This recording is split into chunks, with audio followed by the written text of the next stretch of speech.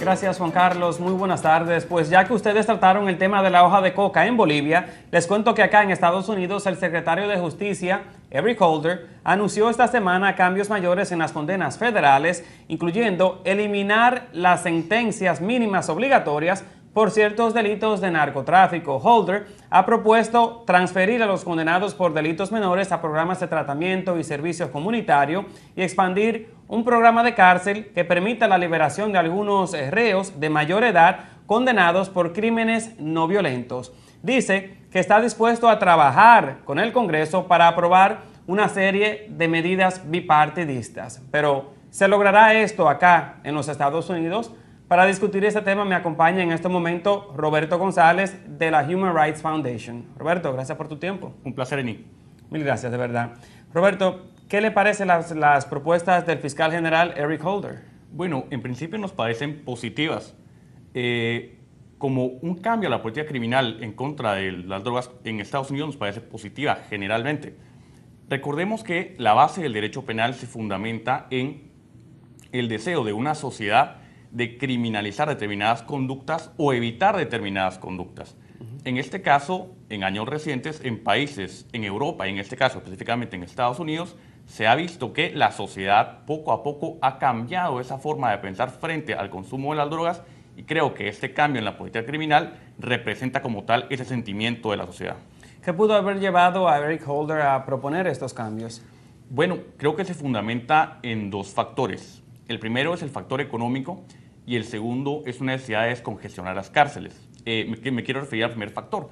Según cifras del año 2009, los costos de encarcelar o los costos de encarcelamiento a nivel estatal, federal y local llegaron a los 83.000 millones de dólares, lo que es una cifra considerable por el motivo de encarcelamiento como tal. Y el segundo, como lo mencioné, creo que es la necesidad imperante de, si bien reducir costos, descongestionar el sistema judicial y descongestionar las cárceles de Estados Unidos.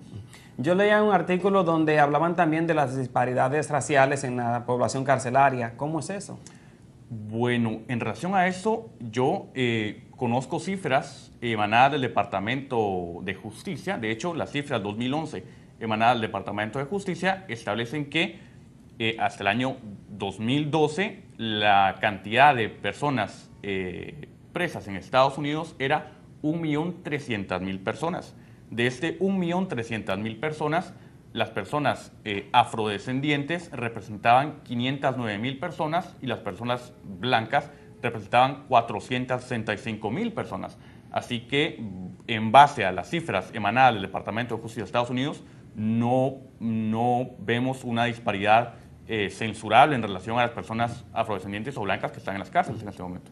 Algo interesante también, Roberto, es que durante su discurso ante el Colegio de Abogados Estadounidenses, Holder indicó que los presos afroamericanos han recibido condenas casi un 20% más largas que los blancos. Esto a pesar de que han sido procesados por delitos similares. ¿Cómo es eso? Claro, yo no he tenido acceso a las cifras como tal, pero me imagino que viniendo de Eric Holder, jefe del Departamento de Justicia de Estados Unidos, me imagino que las cifras son serias y son reales. Si este fuera el caso, sería una violación al derecho de igualdad ante la ley. Si dos personas, sin importar la raza, religión o sexo, cometen un delito similar en similares circunstancias, deben ser condenadas de manera proporcional, de manera similar. Así que sería, si esto fuera cierto, que estoy seguro de que lo es, sería censurable.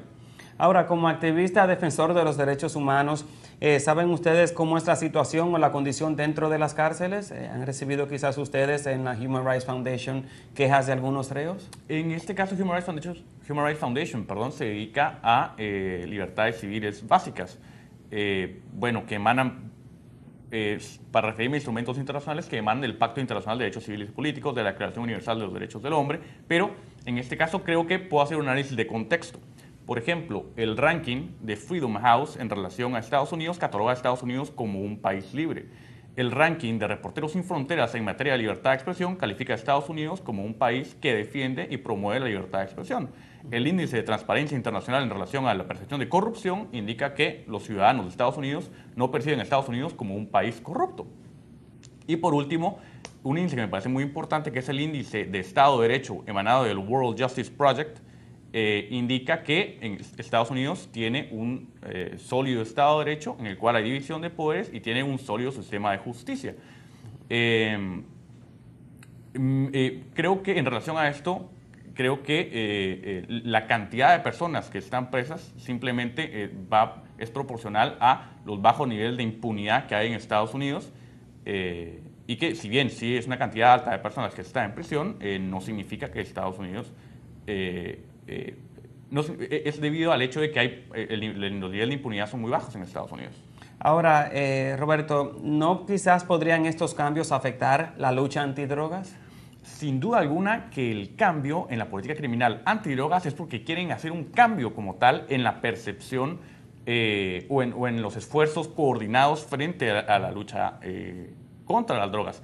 Creo que uno de los motivos es que, sin lugar a dudas, la cifra que mencioné anteriormente, de $83.000 millones, parte de esa cifra puede ser redestinada a otros programas. Por ejemplo, en vez de tomar la lucha contra las drogas como una política criminal, podría ser redirigida y ser tomada como una, bueno, está siendo tomada, pero no en gran medida, pero debería ser tomada como una política de salud pública, por ejemplo.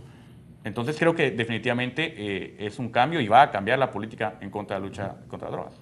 Y como usted lo mencionó, este tema ha sido vinculado, estas reformas han sido vinculadas a la reducción en el número de reos, pero ¿realmente veremos una reducción en la población carcelaria? Considero que, bueno, he mencionado cifras a nivel estatal, federal y local, pero a nivel federal, que en este caso es el tema de Eric Holder, a nivel federal existen estadísticas que determinan que el 47% de los casos a nivel federal están relacionados con el tema de las drogas. Entonces, sin duda alguna, al haber un cambio en esta política, no quiero hacer futurología aquí, pero considero prudente decir que, o pensar de que seguramente van a bajar los niveles de casos y de personas que van a la cárcel por ese motivo. Así que seguramente va a bajar el número de reos, seguro.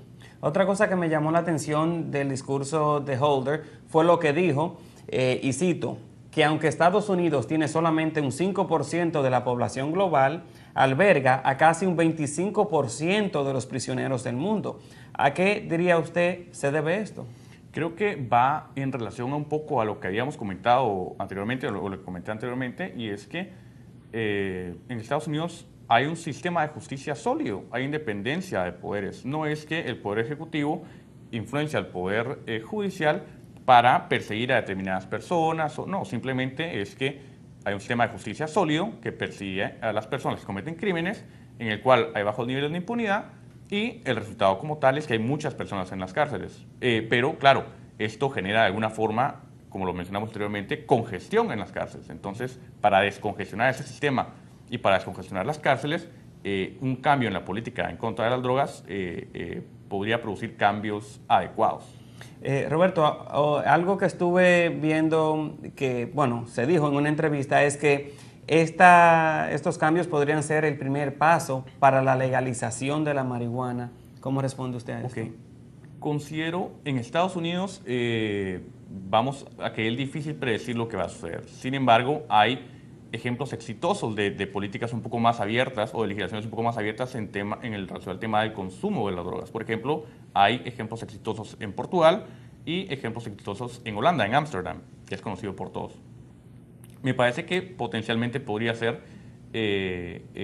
un primer paso para la legalización. Sin embargo, hay que decir que en Estados Unidos hay alrededor de 20 o 21 estados que permiten el uso medicinal de cierto tipo de drogas. Por mencionar algunos estados, está Alaska, Nueva Jersey, Nuevo México, Colorado, California, Washington D.C., el estado de Washington. Es decir, poco a poco la política en contra de las drogas se ha suavizado de alguna forma. Así que, si bien no me atrevo a decir que sea el primer paso como tal, considero que probablemente veremos un desarrollo en relación a este tema en el futuro, sin lugar a dudas.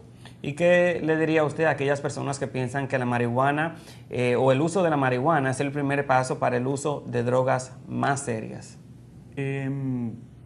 Creo que esto sale un poco de la esfera de la política criminal antidrogas. Sin embargo, para referirme al tema, sí existen estudios de universidades prestigiosas que establecen que efectivamente la marihuana es una droga suave, entre comillas, que las personas quienes la consumen son propensas a posteriormente utilizar o a probar drogas más fuertes. Sí, sin lugar a dudas, estoy de acuerdo con esa. Es una droga introductoria. ¿Considera usted que el Congreso o los legisladores, tanto demócratas como republicanos, aprobarán los cambios por Holder, propuestos por Holder? A ver, en este momento el cambio como tal se mantiene como una política de gobierno. Esta política podría ser modificada por el gobierno siguiente y el gobierno que viene podría reinstaurarla. Hasta el día de hoy no tengo conocimiento de que haya sido presentada como tal, como una propuesta de legislación al Congreso. De hecho, el Congreso se encuentra de vacaciones hasta la segunda semana de septiembre, si no estoy mal. Creo que potencialmente el gobierno de Barack Obama podría presentar algún tipo de legislación en relación a esto, pero creo que hay que esperar para determinar qué es lo que va a pasar. ¿Quiénes piensa usted serán los que más se opondrán a estas reformas? ¿Los demócratas o los republicanos? ¿Y por qué? Bueno, creo que históricamente el Partido Demócrata como tal es un poco más proclive a apoyar este tipo de reformas o este tipo de políticas y de legislación, claro. Y en contraste el Partido Republicano es un poco más conservador. Sin embargo, creo que es prudente decir de que en este momento, mientras no se haya presentado como tal formalmente un proyecto de legislación al Congreso, no se puede determinar. Creo que el cabildeo político está por verse qué es lo que va a suceder. Una vez hice una nota, Roberto, sobre un estudio realizado por estudiantes de la Universidad de Nueva York, o NYU por sus siglas en inglés, en la cual decían que muchos de los deportados han cometido delitos relacionados con el tráfico o el consumo de drogas. De hecho, el estudio dice que algunos de los deportados cometieron ciertos delitos como vender unos $10 de marihuana y hasta servir de traductor para una persona sin saber que esa persona intentaba concretar una venta de droga. ¿Piensa usted que quizás de ser reformadas las condenas por delitos de bajo nivel sobre drogas, será que veríamos también una reducción en el número de inmigrantes deportados? Creo que sería una consecuencia lógica, ya que, que en el momento en que los fiscales federales no procesen a personas por este tipo de delitos, claro, mientras no sea un esquema de crimen organizado, pandillas, o mientras sea la utilización de drogas de manera individual, me parece que evidentemente la policía como tal no va a perseguir a personas bajo este esquema de consumo. Y creo que sería razonable pensar de que al final, como consecuencia natural, va a producir de que menos personas hispanas sean deportadas de regreso a sus países por este tipo de crímenes que ahora ya no serían perseguidos. Pero definitivamente lo que Holder ha propuesto es una buena idea. Considero que en términos generales es positivo sin lugar a duda. Es positivo económicamente para el gobierno de Estados Unidos, es positivo para el sistema de justicia y es positivo para descongestionar las cárceles y como tal creo que es el reflejo del sentimiento colectivo de la sociedad de Estados Unidos que poco a poco está aceptando más abiertamente el tema, o está por lo menos conversando, debatiendo más abiertamente el tema del consumo de las drogas en Estados Unidos. Bueno, Roberto González de la Human Rights Foundation, como siempre, gracias por estar con nosotros en la tarde en Nueva York. Un placer, Eni. Gracias. Y bueno, Juan Carlos, pues así concluimos este segmento. Ahora continúe usted con más en nuestro Centro Internacional de Noticias.